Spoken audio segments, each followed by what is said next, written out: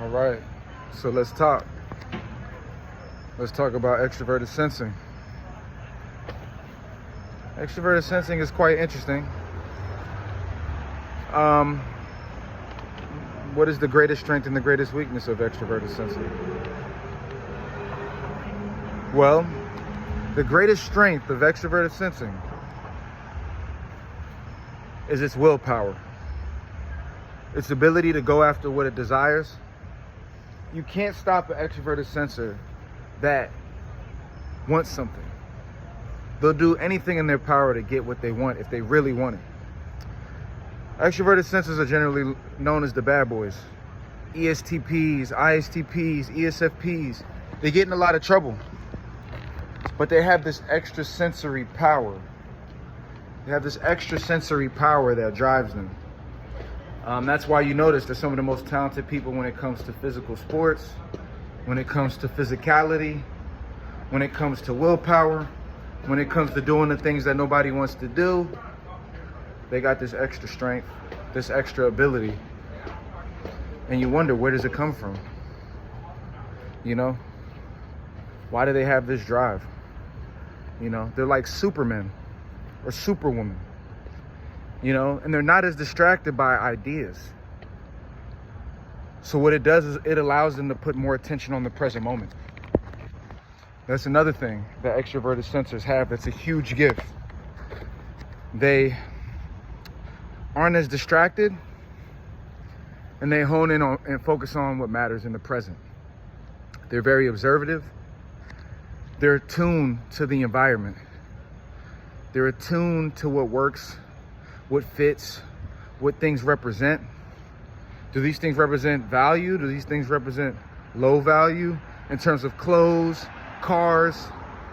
They normally present themselves very well because they understand the importance of perception and the importance of how things look. Now, let's talk about their biggest weakness. The biggest weakness for extroverted sensing is a lack of understanding the bigger picture. Extroverted sensing is very good when it comes to moment things and paying attention to the external world. But when it comes to what some people would consider deeper ideas or higher ideals, those things can miss them. When it comes to paying attention to the things that aren't in their vision, it's hard for them to grasp it at times. Of course, that's more of a processing thing, so that's more of a thinking, feeling thing. But you got to remember, if you have extroverted sensing in your first or second function, what ends up happening is you only have so much space to pay attention to deeper ideas and patterns. Intuition is all about patterns. So if you're using extroverted sensing primarily, essentially you're going to miss details sometimes. You're going to miss the bigger picture, shall I say. You know, you're going to miss the ideas or the potentialities of what can happen. You know, when you think of those criminals that get caught because they weren't really thinking about the big picture, they just did what made sense. Like if the bag is in front of you, you just snatch the bag and run. You're not thinking about the big picture of all the consequences.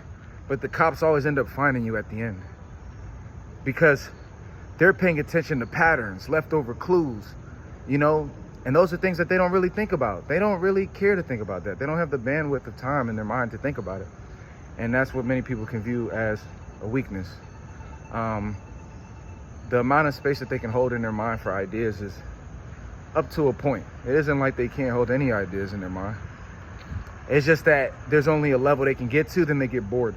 You'll notice people who have extroverted sensing dominant, when there's a bunch of people talking about ideas around them, they tend to get bored. They can only hang in there for so long.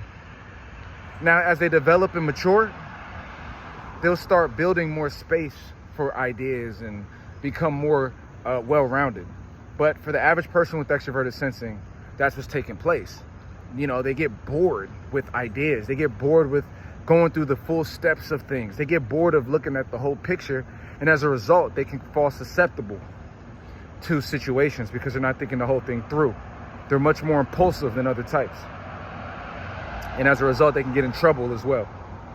So that's the biggest thing, you know, and also the last thing I'll say is a weakness is just that also because of that, you know, they can be the type to judge a book by its cover, you know, and They may think, and they might fall for the shiny thing and not really tap into the thing that's better for them, because they're so focused on what's in front of them. They're missing, the person on the other side that might be trying to get over on them. So they can fall into situations where they can get taken advantage of, because of that. So if you have extroverted sensing, try reading books.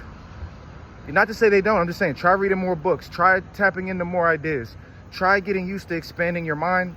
The best way, in my opinion, is to get around people that you like, that think big ideas, that can meet you halfway. You need people around you that think differently than you to take the time to help you pull your intuition and push it forward. And that's going to be very helpful for extroverted sensing. I hope you enjoyed this. I got more on the way. Make sure to hop on that Patreon. I got the MBTI aspect of Patreon about to start. And I still got the narcissism program. It's called Untethered. Check that out. We'll talk soon. Peace.